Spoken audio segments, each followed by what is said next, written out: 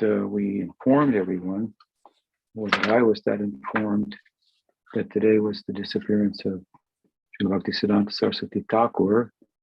And so some have probably come on the call with questions and so forth, but we may have to wait to answer them until next week.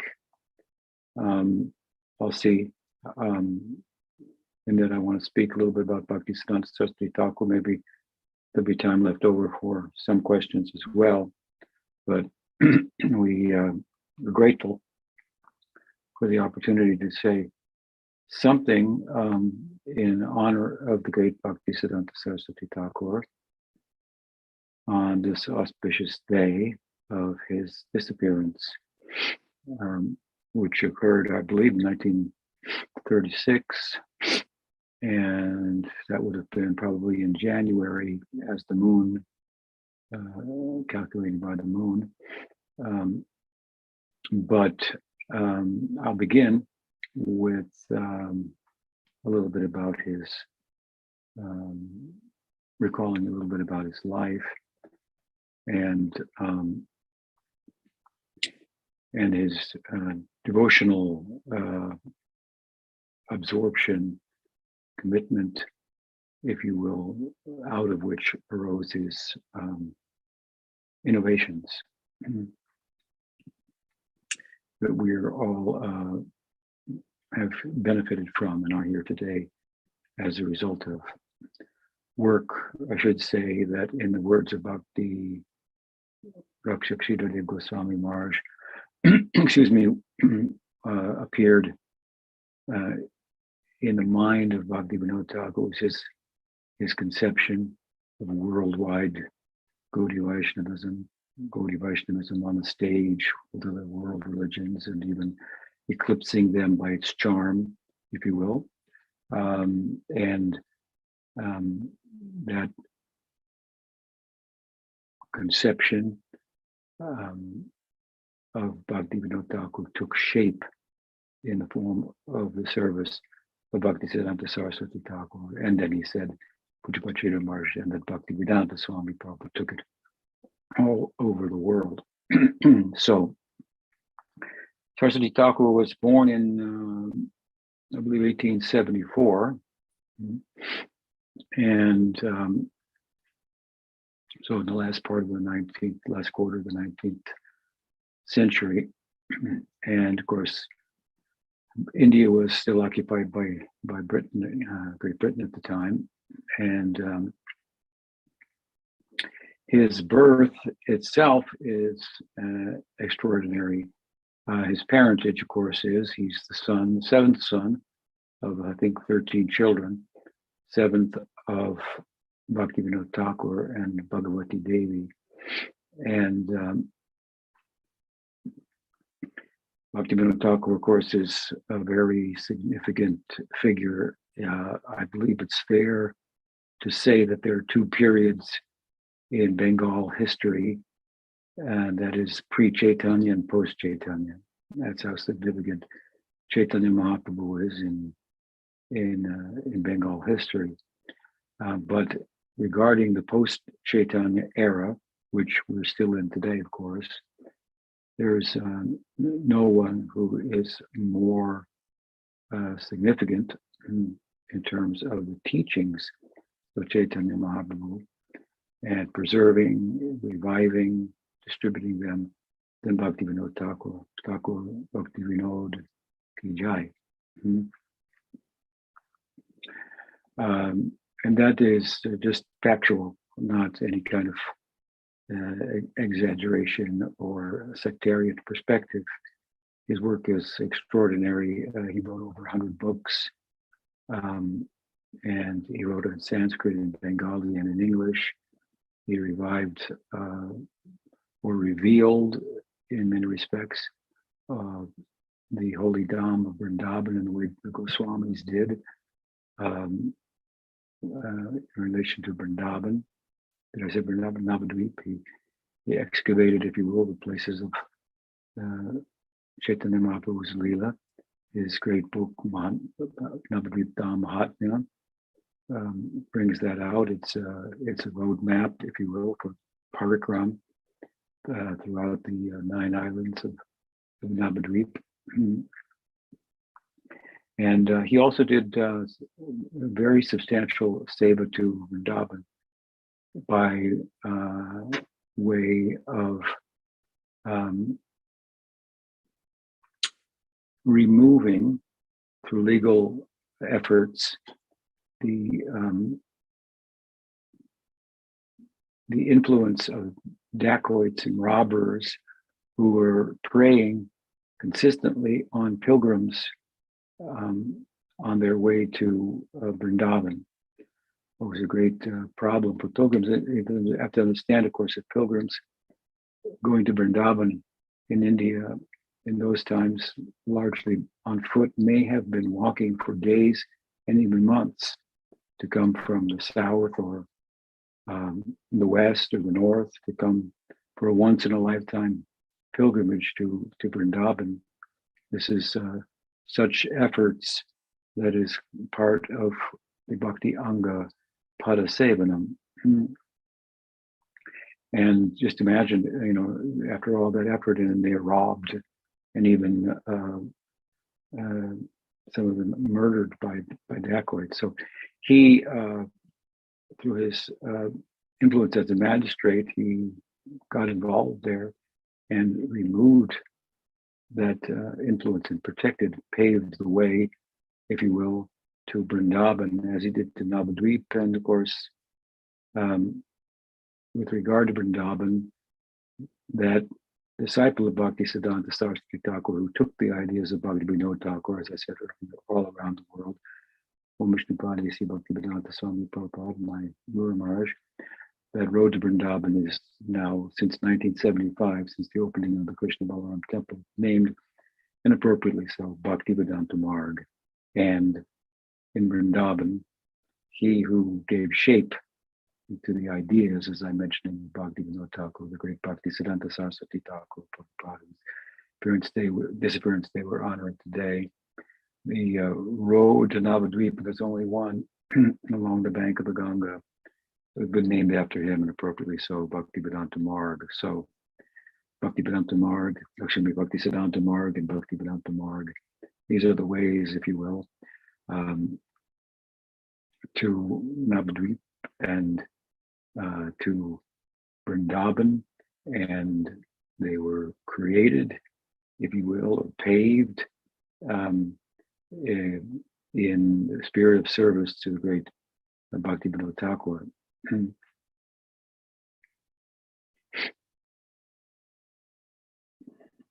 So the Thakur, Bhaktivinoda, as I say, this isn't his day, if you will, but much could be said about him, much has. Many now, or at least half a dozen, if not more, PhD studies on Bhaktivinoda Thakur. So in academia, he has his influence, and the whole worldwide mission of Gaudiya Vaishnavism. These two, Bhaktisiddhanta Saraswati Thakur and A.C. Bhaktivedanta Swami Prabhupada, thought of themselves, as did all the followers of Bhaktisiddhanta, as members of the Bhaktivinoda Paribar, following the lead of Bhaktisiddhanta Saraswati Thakur, who told them to think of their lineage as such. The great Bhaktivinoda Thakur, as great as he is, and as important as he is, significant as he is in the post-Chaitanya era, he considered himself to be a sweeper in the street for the Sankirtan of Chaitanya Mahaprabhu in Navadvip, which he was blessed to have the vision of, right? And hearing that from him, how he humbly thought of himself, Bhaktisiddhanta Saraswati Thakur considered himself to be one straw in the broom of Bhaktivinoda. So this parentage of Bhaktisiddhanta Saraswati Thakur is extraordinary. As I say, he was the seventh child of 13 of Bhaktivinoda Thakur, who, great as he was in spiritual estimation or consideration, as I've been explaining, so he was also very adept and held a very responsible position in the British government, and he leveraged that position at times, as I mentioned, with regard to Vrindavan, and paving the way there for pilgrimage to travel safely. He leveraged that position as much as he could, or every opportunity that presented itself to further serve the mission of Chaitanya Mahaprabhu. However, despite his own power, Shakti, or Shakti Swarupaya, Bhaktivinoda Thakur, he nonetheless felt himself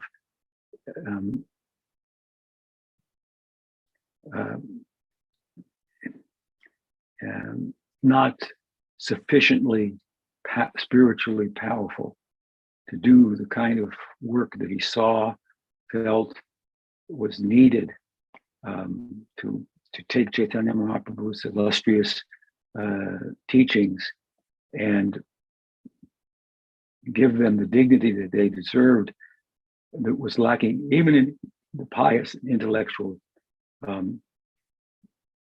members of the Hindu community, what to speak of the British and beyond the borders of the British Empire. That's a big task. And we think that he was more than fit for that, but he thought himself not fit for that, which is part of course, his actual qualification, to see himself, as I said, as a broom just a sweeper on the street, the Sankirtan party of Chaitanya Mahaprabhu, the humility of Bhaktivinoda, the way in which he had no sense of grandiosity. I'm empowered. Here I am about to change the world and excavate or bring the dignity that it deserves to Chaitanya Mahaprabhu's mission. He made a humble effort in his part. So this was his inner thinking. It's important to underscore that. And in that regard, he, upon being stationed in Jagannath Puri after some time by the British government for his secular work, he made a prayer to Jagannath Swami. And in his prayer, he asked, actually, what, if I recall correctly, Jagannath Thakur appeared in the dream of Bhaktivinoda Thakur and told him, I have brought you to Jagannath Puri not just to do the government's work, but to do the work of Chaitanya Mahaprabhu. And Bhaktivinoda Thakur spoke back to him in the dream, telling Jagannath Swami that I don't think I have the power, to do that. So if that's what you want of me, you're going to have to help me. You're going to have to send me some help, a recruit. This is my appeal to you, fervent appeal. And Jagannath Swami replied back that they make a prayer to and worship Bimala Devi, who is the tantric consort of Jagannath Swami, who has her own temple within the Jagannath complex, and all of whose and to whom all of the prasad of Jagannath is given to and offered to before it's distributed to anyone else. Important figure within the temple complex. Goddess of Jagannath Swami. He, the Swami, Jagannath, Lord Jagannath, replied to Bhaktivinoda Thakur, make an appeal to Bimala Devi, Bimala Shakti.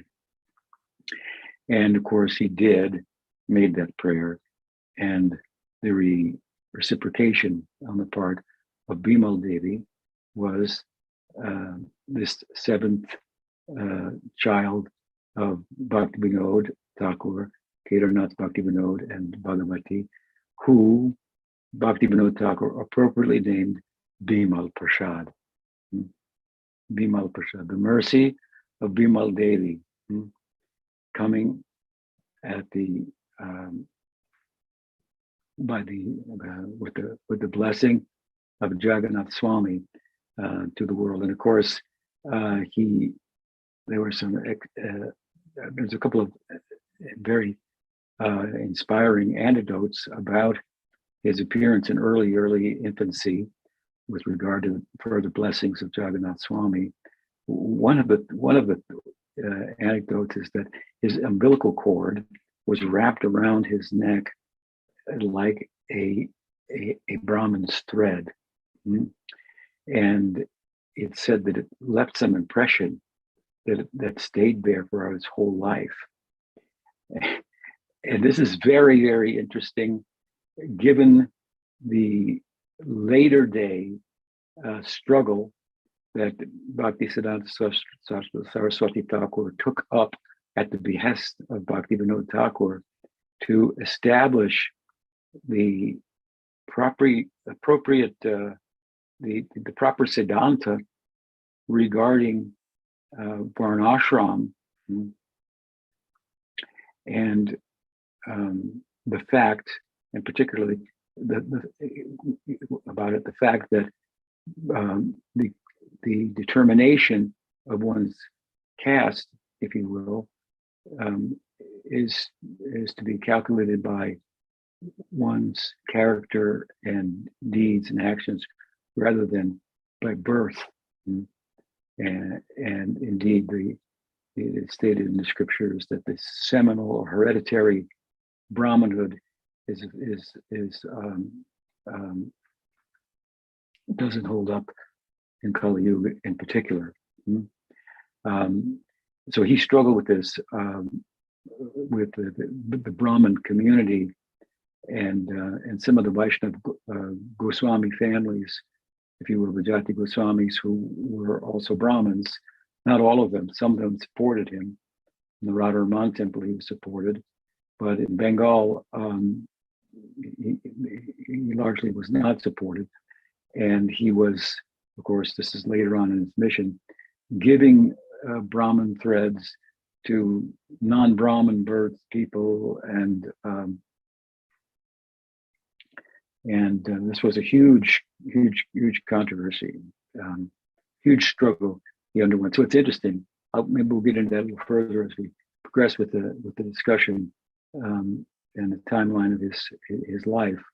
We're now just dealing with his birth, but it's very interesting to note that he had this Brahminical. He's coming from a Kayastha family. The Kayasthas are a type of Sudras, actually.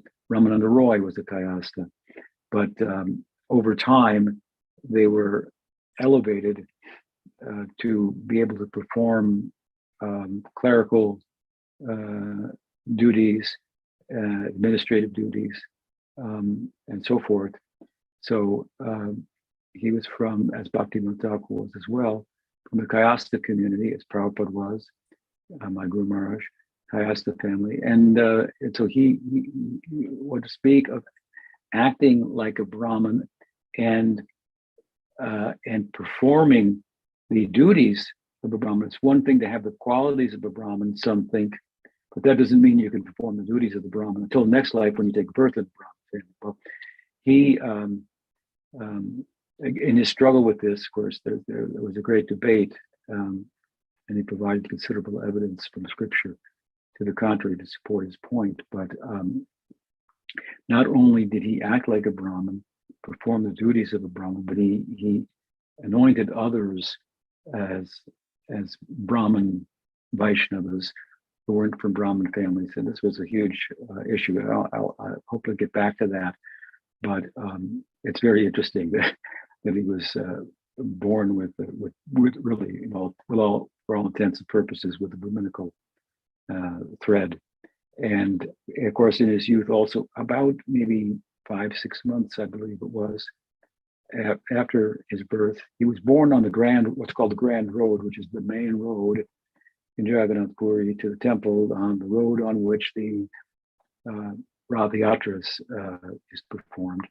And that Rath Yatra, as it does sometimes, as it did during the time of Chaitanya Mahaprabhu, was recorded in Chaitanya Charitamrita, sometimes stalled out. It's, of course, pulled by votaries, by devotees, but as hard as they could pull, we find in Chaitanya Charitamrita that the cart would not go. Chaitanya Mahaprabhu was dancing at this time in kirtan, and the idea behind the scenes, if you will, was that Jagat was stunned by the dancing of Chaitanya Mahaprabhu. That was a manifestation of Radha. When Nityananda Prabhu saw this from a distance, he paid obeisances to Radhika. Chaitanya Mahaprabhu, Krishna says himself that Ami Shishya Guru Nata, that I am the Shishya, and the dancing of Radharani is my guru. So he learned well from her, and Jagannath stopped the cart. Even an elephant couldn't push the cart.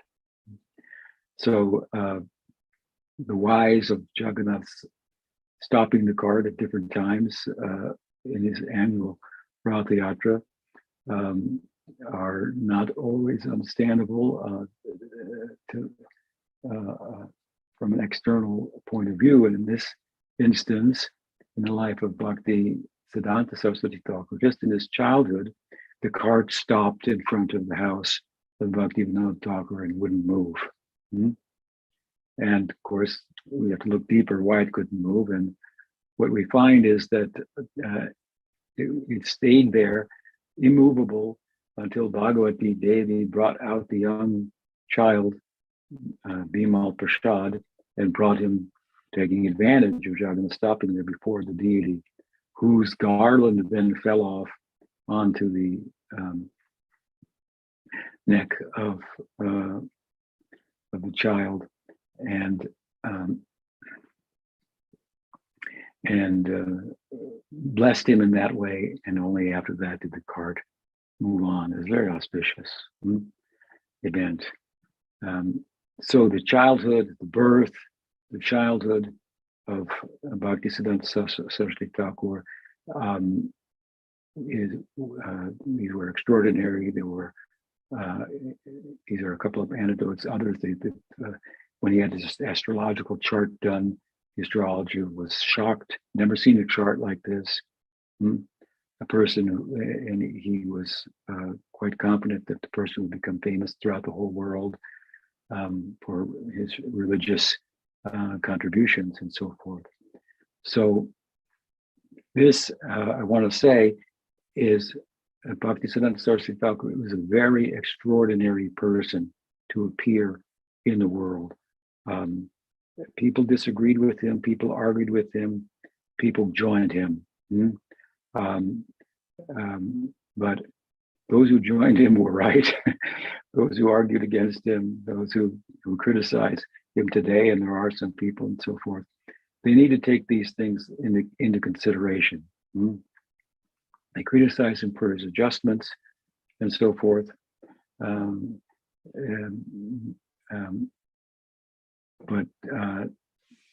don't have an ear to hear the depth of his spirituality that is behind those adjustments, the result of which, of course, is that, for example, among other things, we're here today speaking about him.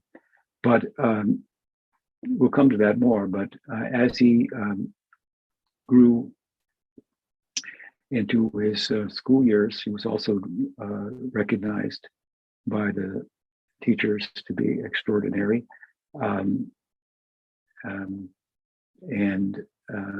He was, interestingly, very traditional, had a very traditional religious perspective. This is the time where many traditionalists were being taken out on the current of modernism and the influence of the British and so forth.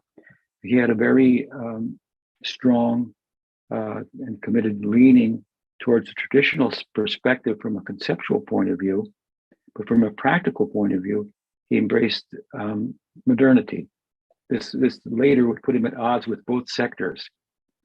Modern people would be opposed to him, and the traditionalists would be opposed to him. From the traditional point of view, his pragmatic, practical, modern adoptions, like driving in a motor car and so on and so forth, were thought to disqualify him. And from the modern point of view, his commitment to conceptually to the full-fledged theism of Gaudiya Vaishnavism and the opposition that teaching has to certain modern perspectives and so forth, that put him at odds with modern people. But this fact about him, which would come out more and more as he actually developed a mission and so forth, was apparent even in his early days in school. And his religious life was further, I would say, cemented, if you will, by the blessing of Bhaktivinoda Thakur, who gave him beads to chant on, the Thakur's own beads that he chanted on. And in effect, he gave him initiation into chanting the holy name. And he also blessed him with the Nrsinga mantra, and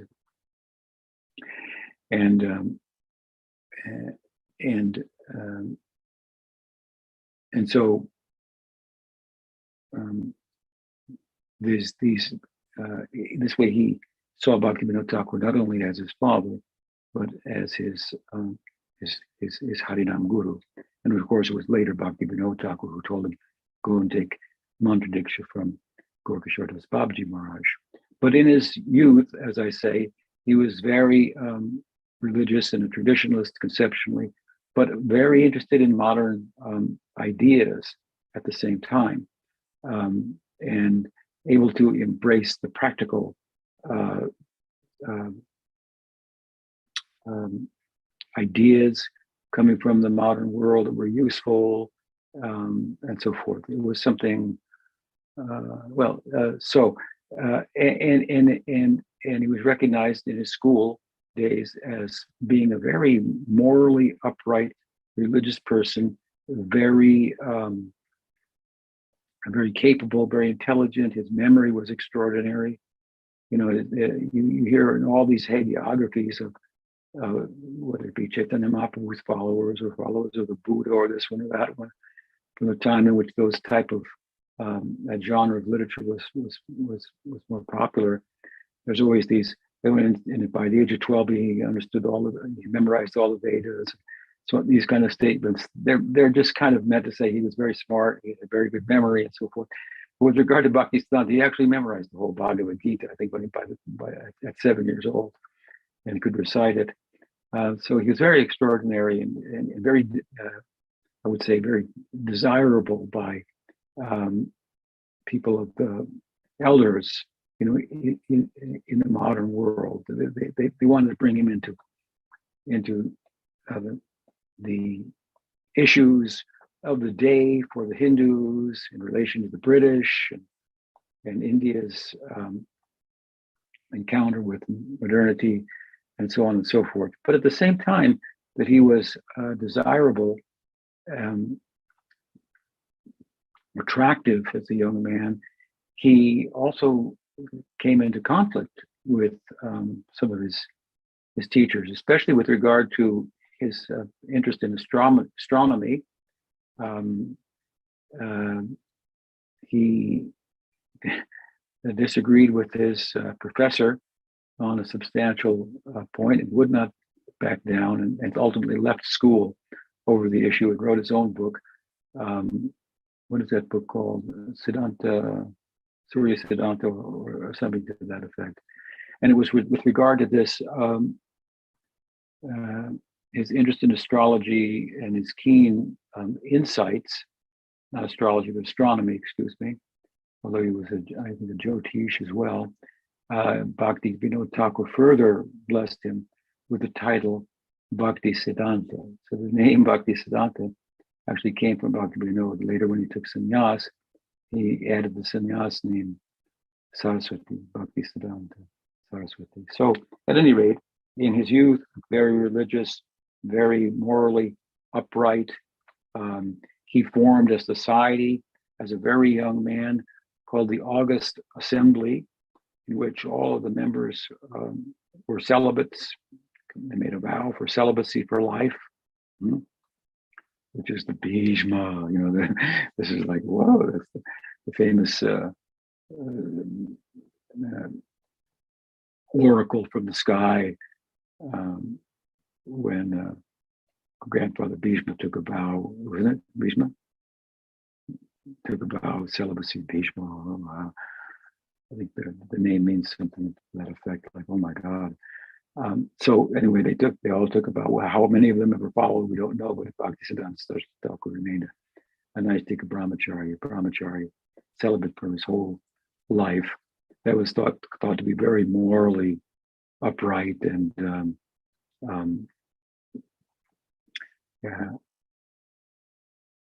a sign, if you will, and evidence of the ability to go inward and draw inspiration from within and joy from within. And so that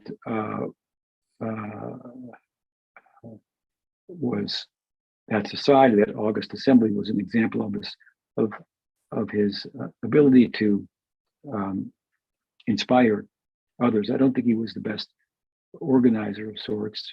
I think he had some organizational skills, but he got help for that with regard to Gaudiya Math and its organization from some of his disciples. But the ability to inspire others, take the leading position naturally, this was apparent even in his early life. And so the point I'm leading up to here, of course, is that he was, as I said, very desirable person.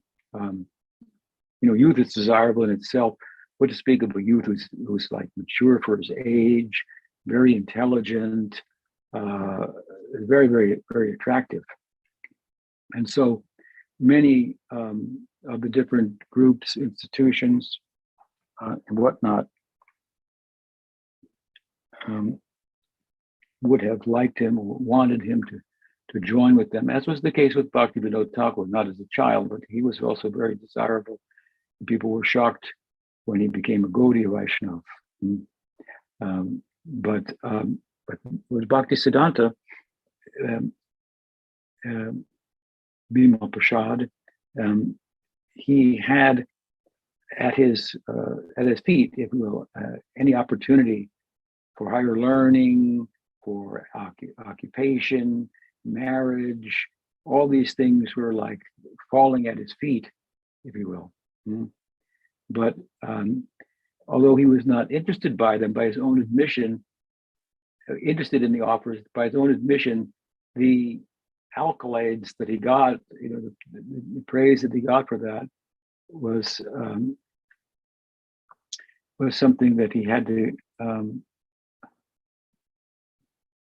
I would say that he was able to distance himself from entirely with the help of Gorkha Das Babaji Maharaj, who, as I say, Bhaktivinoda Thakur advised him to get mantra diksha from Gorkha, who used to attend classes of Bhaktivinoda Thakur, who was famous in Bengal as a Siddha Purusha and difficult to approach. But on the recommendation of Bhaktivinoda Thakur, he did so. Maybe around 1890, in the 90s. So as a young man in his early 20s, let's say. And as I'm mentioning, the contrast between his position from a worldly point of view and that of Bhaktivinoda Thakur, Gorkha was great because Gorkha was illiterate. I don't think it means he couldn't read, but I think he was uneducated. He came from the Vaishya background, cloth merchants. Gorkha Das Babaji Maharaj lost his wife at the age of about 30, and he left and took Babaji Vesh and went to Vrindavan. He lived 30 years in solitude in Vrindavan before coming back to Navadvip. and wandering there in the meditative service of Chaitanya Mahaprabhu and Radha and Krishna. And so Bhaktisiddhanta Saraswati Thakur saw in him something that made all of his own qualities that others praised seem counterfeit in terms of their purchasing power for attaining anything really meaningful in life. So it's not, of course, that he didn't see these things in Bhaktivinoda Thakur, but Bhaktivinoda Thakur, of course, was a householder, he had 13 children. And obviously one of the gurus of Bhaktisiddhanta Saraswati Thakur, but he had also a deeply spiritual connection with Gorkishore Das Babaji Maharaj, and his renunciation very much moved Bhaktisiddhanta Saraswati Thakur, and so he was driven by that to give up once and for all any other interest or pursuit other than what he could understand was the ideal of Gorkishore Das Babaji Maharaj, and under his influence, and then of Bhaktivinoda Thakur, of course, he eventually formed his own mission, if you will. But he did so in complete dedication to Gorkishore Das Babaji Maharaj, to Bhaktivinoda Thakur. As I mentioned, Babaji Maharaj, Gorkishore was a difficult person to approach, but he had a special affinity for Bhaktisiddhanta Saraswati Thakur. He said one time, I think it was Keshav Bhakti Prakam Keshav Maharaj, one of the early disciples of Bhaktisiddhanta Saraswati Thakur, who was from the Nityananda Vamsa. He was sent to try to help to get Gorkishore Das Babaji out of an outhouse, I think, that he had locked himself in and was just wailing out in the names of Krishna. And it was going on for hours and hours, and people were concerned that nobody could get him to stop or come out, concerned about his own well-being. And I think it was Keshav Maharaj, if I will, who wasn't a sannyasi at the time, who came and identified himself as a shishya of Bhaktisiddhanta, who started initiating in the presence of Gorkishore Das Babaji Maharaj and Bhaktivinoda Thakur, obviously with their blessings. He started initiating in 1906, and they passed away, both of them, around 1912, 13, 14, something like that. So for at least half a dozen years, he was carrying on and initiating disciples in the presence of Gorkishore Das Babaji Maharaj and Bhaktivinoda Thakur, obviously with their blessings. But the story, the anecdote, if you will, regarding Keshav Maharaj was that when he mentioned he was a disciple of Bhaktisiddhanta, then he said, "Oh, he's very nice," and then he came kind of to external consciousness and came out and so forth, just upon hearing the name of Bhaktisiddhanta Saraswati Thakur. I think that Keshav Maharaj is one of the few disciples of, maybe the only, of Bhaktisiddhanta Saraswati Thakur who had a direct darshan with Gorkishore Das Babaji Maharaj. And Saraswati Thakur spoke about him. His speaking was written down, if you will, and turned into some articles published in the Harmonist, which was one of the publications of Bhaktisiddhanta Saraswati Thakur that came out, I think, maybe twice a month, something like that. As you know, he was, as he formed a mission, he was very concerned about primarily about publishing, which he considered the Rag Marg, more than the Pancharatrik Marg of deity worship, and so forth. And he outlined the difference between the two. And his mission carried both, but he gave more emphasis to Harinam and to the preaching, outreach, and so on and so forth.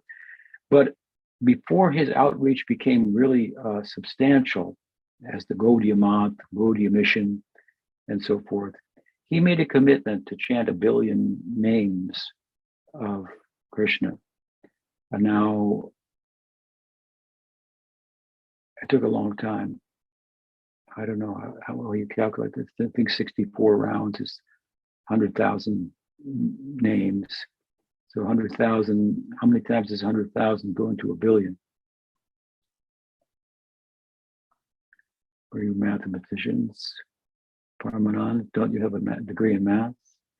This is just arithmetic. Anyway, it took him a long time.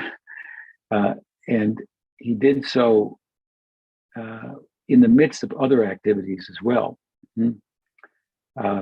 Some organization, some personal service to his father. And the net result anyway is that after, I believe, 10 years, he completed the vow to chant a billion names. The point here is that his commitment to Nam, Harinam, and his taste for Harinam was significant, substantial, deep, very deep.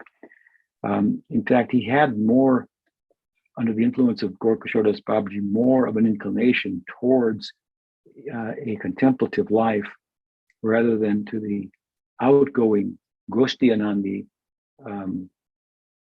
preaching life, which would bring you in touch with many people in the world and so forth, which was more exemplified by Bhaktivinoda Thakur. So he got different instructions from Bhaktivinoda and from Gorkashore. Gorkashore told him, don't do the preaching, that's too much trouble. People are problematic. Most of them are animals. And then Bhaktivinoda Thakur told him that you can't be stingy with your wealth. Ultimately, he called him a Mayavadi for not going out and preaching. I forget the connection he made, but he couldn't tolerate that. Bhaktisiddhanta Saraswati Thakur. So he began, but he began in a sense in this way by commitment to chanting the names of a billion times, and the depth of his own inner experience and so forth was out of which his innovations came. Now, it's important to note that this was a time of innovation for Hinduism, because here you were living in India, Hindu, the traditional perspective was what it was, and now the British, they had a whole different idea. So different values and so forth, and questioning the religious perspective of the Hindus was prominent. They questioned themselves. Where are we in relation to these thoughts, and so on and so forth. It was a very interesting time for introspection and for innovation, if you will. And so many people, a good number of people in the educated Bhadralok community that Bhaktivinoda Thakur was part of, Bhaktisiddhanta Saraswati was part of, they were prominent within. They tried to adjust and innovate within Hinduism, take into consideration modern perspectives and modernize, if you will, or update, critique Hinduism and Gaudiya Vaishnavism itself in some cases, which is of course very prominent in Bengal. But was a marked difference between all of those who did that and Bhaktisiddhanta Saraswati Thakur and his innovations, following as he did Bhaktivinoda Thakur. Bhaktivinoda Thakur was kind of like, to use Prabhupada's analogy, in like a needle, out like a plow. You can imagine if you stuck a needle inside your stomach, and then inside it sprouted, the bows or the claws, whatever you want to call it, of the plow, and then you pulled it out. The hole that would, on the way coming out, would be a lot larger than the hole on the way in. So Bhaktivinoda Thakur was beginning something, and he went in like a pin, and Bhaktivinoda Thakur came out like a plow. And as a result, some people, even disciples of Bhaktivinoda Thakur, thought that Bhaktisiddhanta didn't represent him properly. Bhaktisiddhanta Saraswati Thakur himself said that the Sajjana Toshini, which was Bhaktivinoda Thakur's periodical, this is a popular, periodical, centered on Gaudiya Vaishnavism, allowed some things that he wouldn't have wanted to allow, but he had to allow them, given that preaching takes into consideration who the audience is and what you can sell to them and what you can't in any given time, and so forth. So Bhaktisiddhanta, his time was a little different. It was time to be a little more forthright, forceful, and he left no room in his Harmonist magazine, which was a renaming of the Sajjana Toshini, for any of the things that might have been maybe a little Gaur Nagar Pada or something, and is found in Bhaktivinoda Thakur's Sajjana Toshini, but you don't find anything like that. In fact, you find a complete rejection of such ideas overtly in the preaching of Bhaktisiddhanta Saraswati Thakur, to give an example of the difference between the two, doing the same thing but different in approach, given the time and the circumstances. But again, the difference between Bhaktisiddhanta Saraswati Thakur's innovations were that conceptually, as I mentioned earlier, he never departed an inch from Gaudiya Siddhanta, and he saw his entire missionary work, to be humble service to Bhaktivinoda Thakur, a straw in the broom of Bhaktivinoda Thakur. This was very, very prominent. Therefore, for example, although he was very, very committed to publishing, bringing in the printing press and putting it in the Mat and so on and so forth, and he had Harmas, which was coming out, I think, twice monthly. He had the Nadia Prakash coming out daily, and any number of other periodicals and so forth. But the overall and larger commitment with regard to publishing was to publish the works of Bhaktivinoda Thakur. As I mentioned earlier, Bhaktivinoda Thakur wrote more than 100 works. So what have we seen of them to this day? But he was very committed to that. So complete dedication to Bhaktivinoda Thakur. He was giving shape only to the conception, as Pujyapat Sridhar said, and I mentioned earlier, to the conception of Bhaktivinoda Thakur. I'm sometimes thought of by my disciples as an innovator. I've explained my own writings to be something like just crossing the T's and dotting the I's. Prabhupada, where that was might have been left out in his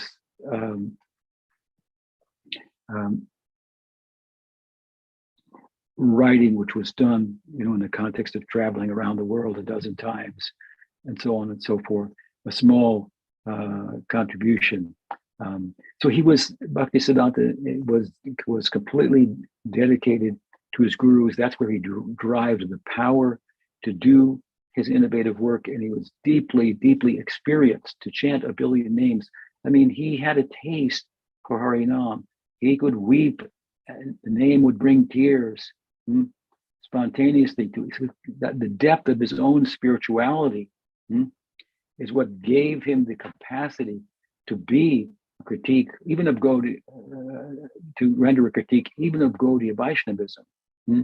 What to speak of, of Hinduism, modernity, would critique that, the modern world. He critiqued Hinduism and the Varnashram Dharma, and even his own tradition, Gaudiya Vaishnavism.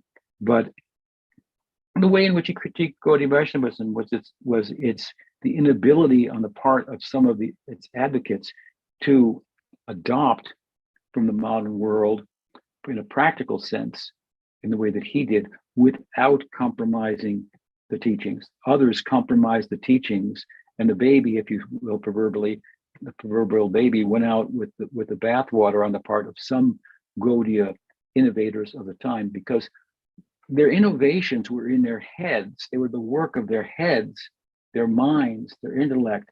They weren't coming from a heart of faith in Guru and the experience that we really speak of when we speak of faith.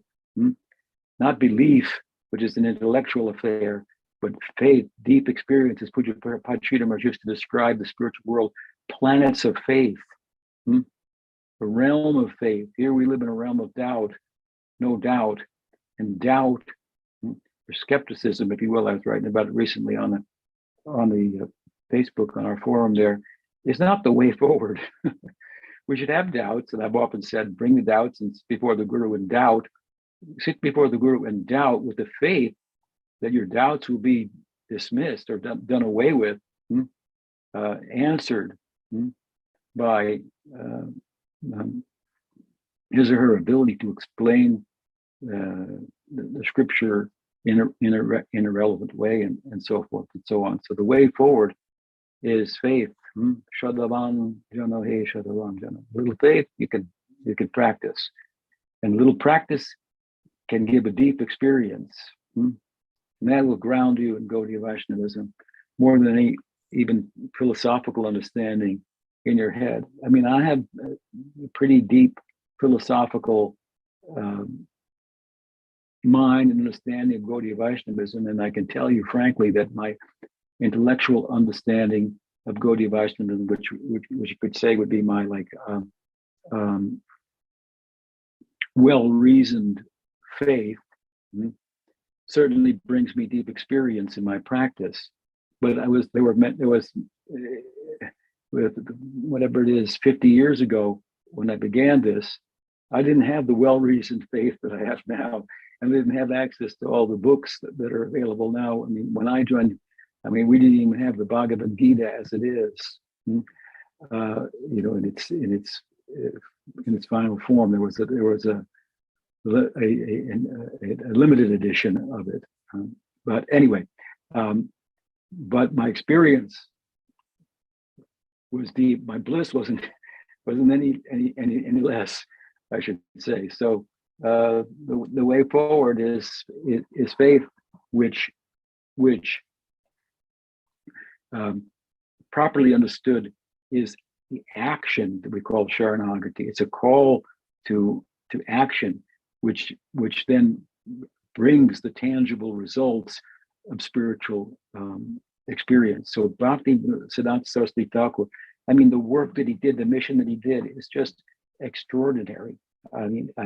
64 monasteries in India, and then outside of India in Burma, he established a monk, and then missionaries to England and so forth in his time. And of course, after his passing, we have the work of his disciples, and particularly my Guru Maharaj, who Prabhupada took that what Bhaktisiddhanta gave shape to, the ideas of Bhakti, all over the world.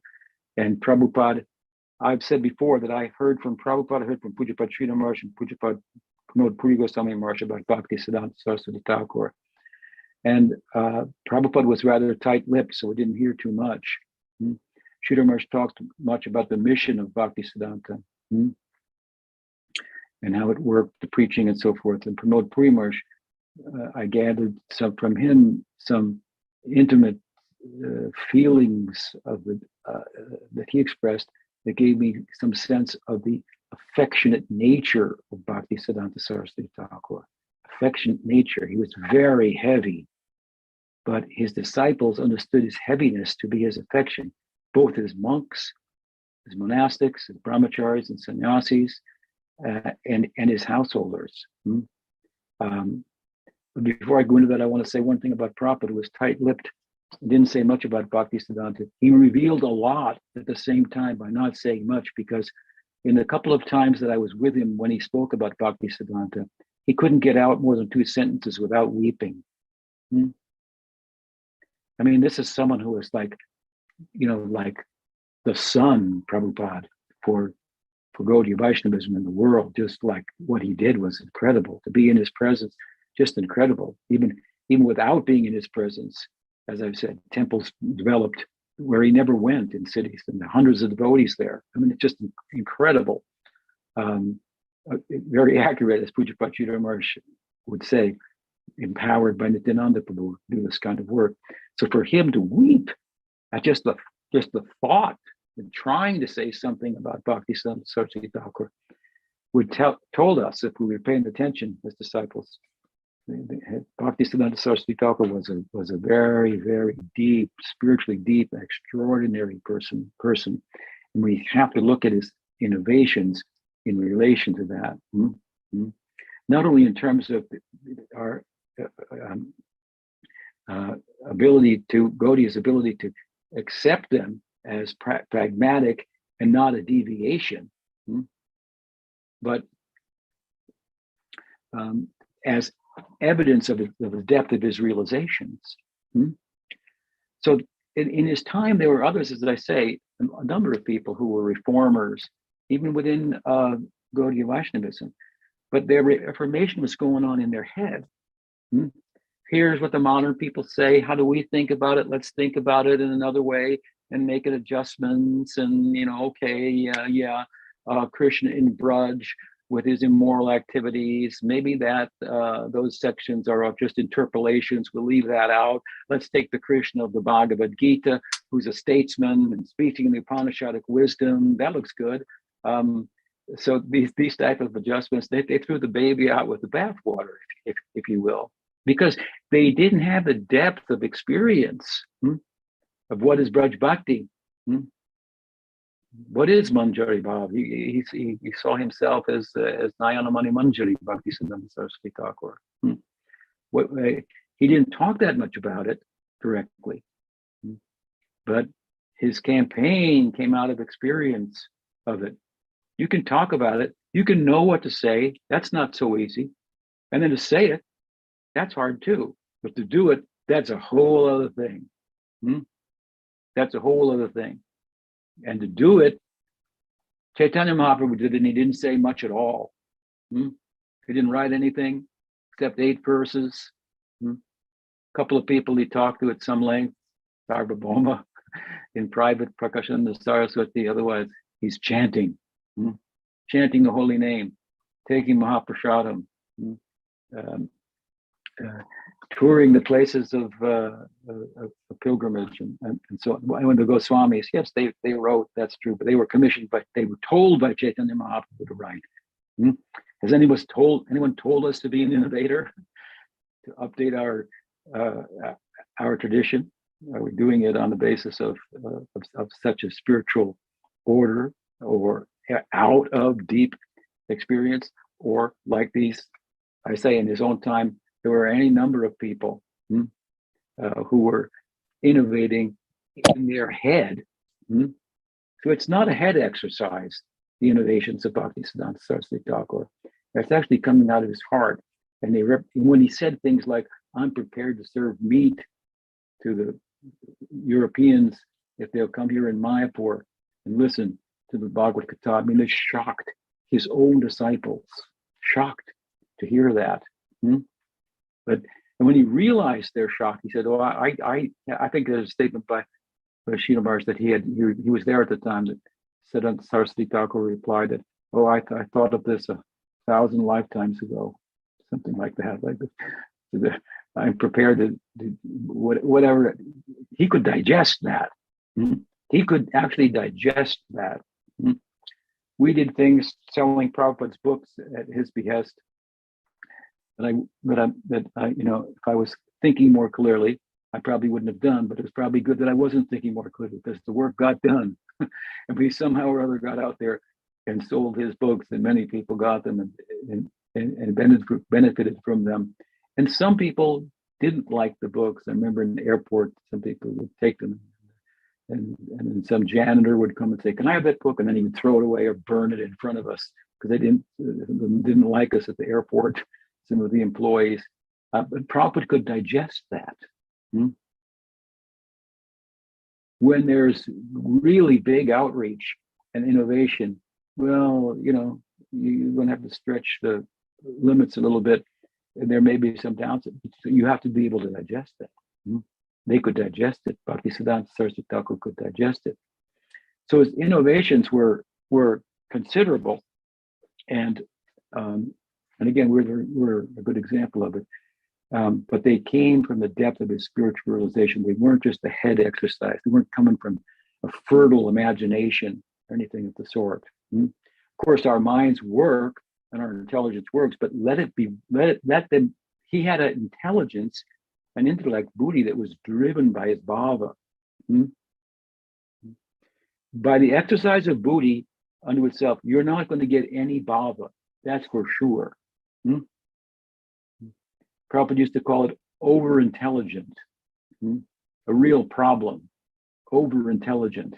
Sridhar Maharaj used to tell me, whenever you find an intelligent disciple, you have to really continue bashing him. Gyan Shunya Bhakti, brain dead Bhakti. But the idea being, in the least, you're not going to get Bhakti with the brain. You should use your brain within Bhakti. That's true, but that's an art, and it's very easy to be used by your brain, used by your intelligence, and think that you're doing service to your Gurudev. The Bhaktisiddhanta Saraswati Thakur, no, he out of real deep spiritual experience, he innovated and adjusted some practical things, like using modern conveniences to facilitate distributing Gaudiya Vaishnavism. I mean, if you look back at it, the innovations were small. They were limited. He's not changing the philosophy. But he was, it takes time, of course, to see the success. We're the success now in time. We can look back, but at this time, it was a struggle with modern people, as I said earlier, and with traditionalists as well. His commitment to his work as he saw it, facilitating, giving shape to the ideas of Bhaktivinoda Thakur, at one point resulted in an assassination attempt on the part of the Brahmin community and the Goswami community in Bengal. Things like giving shape to Bhaktivinoda Thakur's vision of Mayapur being the real birthplace of Chaitanya Mahaprabhu. We get a vision of that. The Bhaktisiddhanta was charged to give shape to that, to form a moth there and so forth. There was a struggle for that. Struggle with the Brahmins, as I say. He gave the famous, there was the famous debate, right? I mentioned it earlier, Brahman or Vaishnav, which is superior, Vaishnavism or Brahmanism. And I think it was a 3-day debate. Bhaktivinoda Thakur was scheduled to go, but he became ill, so he sent his son. And the first day, he very much pleased all the Brahmins by saying how important Brahmanism is. And the second day, he started to displease them by saying, but what Brahmanism is properly understood is one who has substantially the qualities of a Brahmin. We don't find that in hereditary Brahmins necessarily in Kali Yuga, and therefore we should look to the qualities of a person and the characteristics of a person. And that person who has those characteristics should be able to do the work of the Brahmin. And he cited, like, it must have been 20 different citations from the Bhagavatam, Mahabharata, and other tantric texts to support this idea that non-Brahmins by birth, who nonetheless have the qualities of Brahmins, can do the work of Brahman, which meant to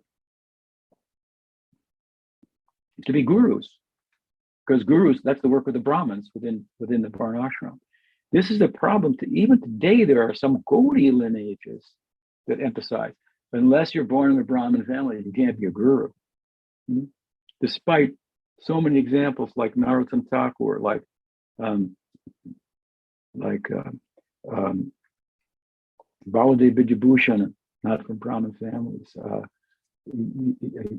Raghunath Das Goswami, what speak Bhaktivinoda Bhaktisiddhanta, my Guru Maharaj in the more modern times. There are so many examples. There's still persons who think like this. To me, this is an example of bhakti being covered by karma. This Varnashram, that's the That's the karma mark. So he had a big.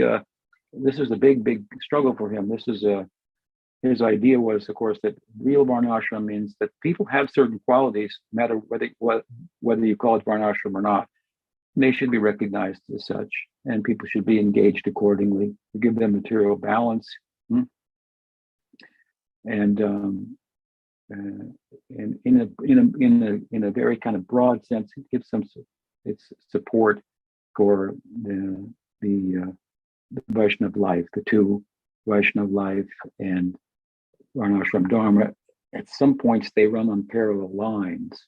So where they run on parallel lines, we take advantage of that cultural and social perspective, norms. And when they depart, and the absolute of Gaudiya Vaishnavism departs from Varnashram, then we obviously side with the absolute. We could see this example of this in Chaitanya Mahaprabhu's only, where he would eat, where he would not eat. How he was not, from a Varnashram point of view, supposed to eat at the Brahman's house, the Mathura Brahman who he met when he went to the Braj Mandal. But when he met the Brahman, he realized he was a disciple of Madhavendra Puri. And so he very happily took his meals at the house of that Brahmana. So anyway, this was a big issue. I mentioned it to give a little emphasis here for Bhaktisiddhanta at the time. It's not so much of an issue for us today, as Varnashram has practically disappeared from the face of the earth. Well, of course, it's there. The people have their characteristics, their qualities, and so forth. And it's just common sense that in an institution, if we had one, we'll engage people according to their propensities in Krishna Bhakti. But this was something that Bhaktisiddhanta asked him to do, present what is Daiva Varnashram, so a word about that, and to preach the teaching of Chaitanya Mahaprabhu, which he did very widely and very successfully, with that in a way that involved even critiquing his own tradition. So we are all followers of Bhaktisiddhanta Saraswati Thakura, members of the Bhaktivinoda Party Bar. We should be proud of our lineage. Amongst Gaudiya lineages, there's no lineage to be more proud of than this one, for its real and tangible, practical work that it's done. People talk about having ecstatic symptoms, knowing what is bhakti rasa, but we're not even perspiring, but to speak of weeping for Chaitanya Mahaprabhu. So first perspire, do some work as evidence of your shraddha, that you have eligibility even to tread the path. And from there, tears will come. And first they'll come, they will weep because we're not weeping. And then we'll weep out of taste for Harinam. So, Bhaktisiddhanta Saraswati Thakur Prabhupada ki jai, Bhakti Vinod Paribar ki jai, Bhakti Vrinda ki jai, Gol Premanande, Hari Bol. Any question?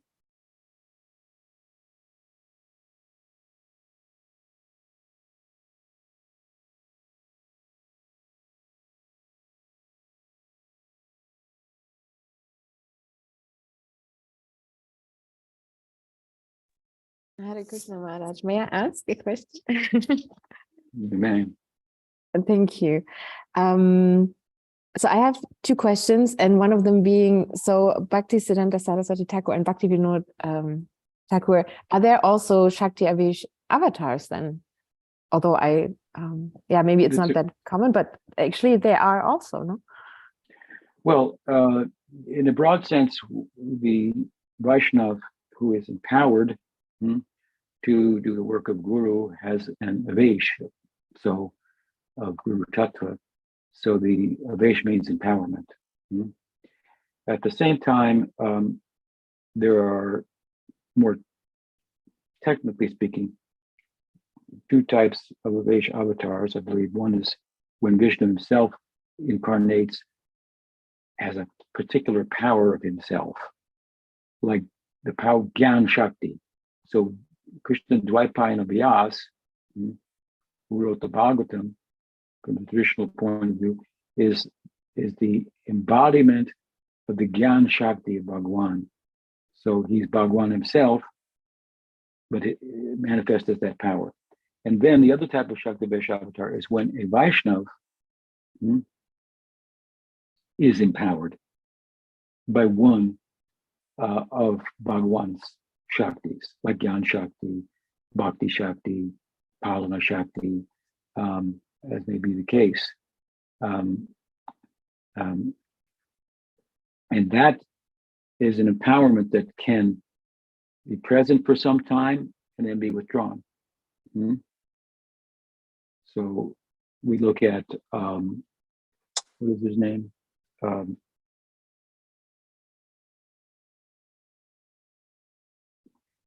Parashuram was empowered, and at a certain time his power was withdrawn by Krishna's arrangement. So I think that we are a little bit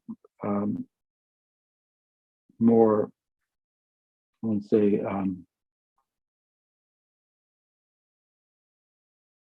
not inclined to call every guru a Shakti Vaishnava, even though they're empowered to do the work of Guru Tattva. In the case of Prabhupada, Pujapad Sridhar said, I say Shakti Vaishnav. Now, many people object to that on the way in which I'm talking about Shakti Vaishnav, right? Wait a minute, but when asked by Govinda Maharaj, what kind of a Vaishnav, he said, Nityananda Vaishnav. So he said, well, no, Nityananda lived in him. You got to put his power inside of him. He gave so many examples of how his work paralleled that of Nityananda Prabhu. It's very reasonable. And so that's particular, extraordinary. We hear it from Pujapad Sridhar Maharaj, and I think Yajavar Maharaj, another disciple of Bhaktisiddhanta Saraswati Thakur, had the same perspective. So, I mean, we could say that Prabhupada was a Shakti Vaishnav, but we tend not to at the same time.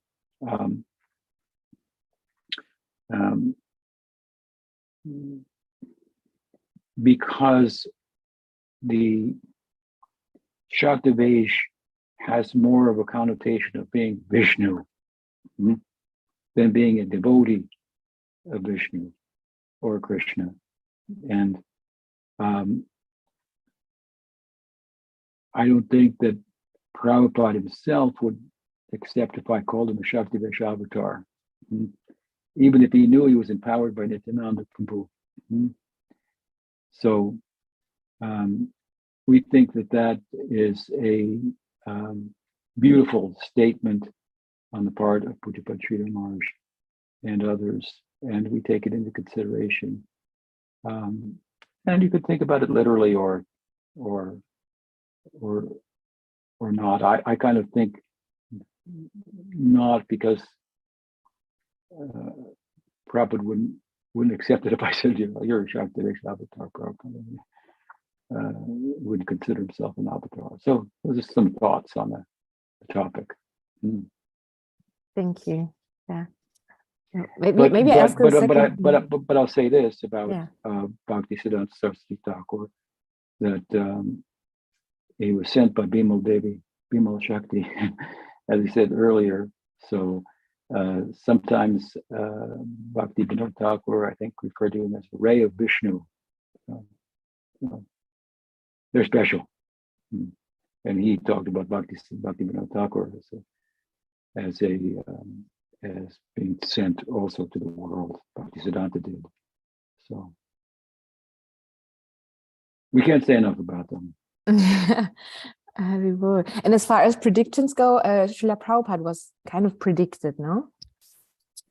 Well, there is a statement, I forget where, in some text, that in the future, a Senapati Vaishnava, a great general, will come and take Gaudiya Vaishnavas into other lands and so forth. But over centuries, different people have, devotees have identified different persons with that prediction. First, who was identified with that was the son of Nityananda and Vasudha,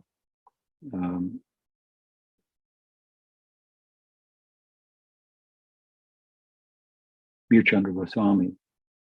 Bhuchandra Goswami made a huge number of converts and outside of Bengal. But Prabhupada fits the description as well, right? In a big way. So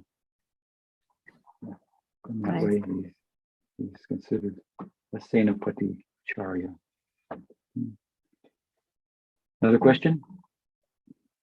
Just briefly, Chittahari is saying Bhavishya Purana, if I remember correctly. Oh, the Bhavishya Purana, huh? That's a Purana of predictions. Haribol. So Gaurangi Priya is asking in the chat, how many of the 64 maths that he established are still running? That's a good question, and I had that question myself the other day, and I'd like to go visit them all. I don't know. I don't know the answer. I was attracted to the idea of going to the one in Burma for different reasons, to see what that's like. Because if you're living in India and you have a visa, if you're living in Mayapur, you might have to leave for a certain period. So you could just skip over to Burma and stay at the Gaudiya Math there. I was thinking, but anyway, I've been to the one in Madras, South India, the Cheetah Marsh had something to do with, and I've been to the Bagh Bazaar in Calcutta. So I've only really been to a few, but 64, yeah, it's a lot. Would be interesting to do write some article on that, and to what extent, what constituted a moth, to what extent. The ones I visited, like in Madras, they were full on big, big institutions, big temples. Some of them may have been smaller, so I'm not sure. Good question. Anything else? I guess we've gone a little over time. So save your questions for next week. Next week, I should be in Ottawa. So I'll be speaking to you from there. I look forward to it. Srila Bhaktisiddhanta Thakura Prabhupada ki jai, Tirobhava Maham Sabha ki jai, Gaur Bhaktivinoda ki jai, Gaur Premanande. Srila Guru Maharaj ki jai. I had a couple announcements. The first one is I've asked our Madan Gopal to start performing a short bhajan before every class from next week on. And basically the idea is that he'll do maybe 5 minutes of different bhajans every week, and that'll get us kind of in the right mindset, if you will, before Guru Maharaj comes on. And if it goes well, if it works out well, we can start rotating. People can volunteer to do a bhajan, whoever wants to do it. And let's see. Okay, so the other thing is Guru Maharaj is going to be giving classes I think 5 times a week in Madhuban. And we're in the process, Sakyarthi is working on a flyer about it. So we'll have all the dates. And it's going to be, I think, 4 classes, excuse me, on the Bhagavatam and then the Sunday call. And so we'll send that out in the newsletter, what is it called? Newsletter. And I think that's it. I think I'm forgetting about something, but we'll stay in touch on Facebook or something. And hope to see you all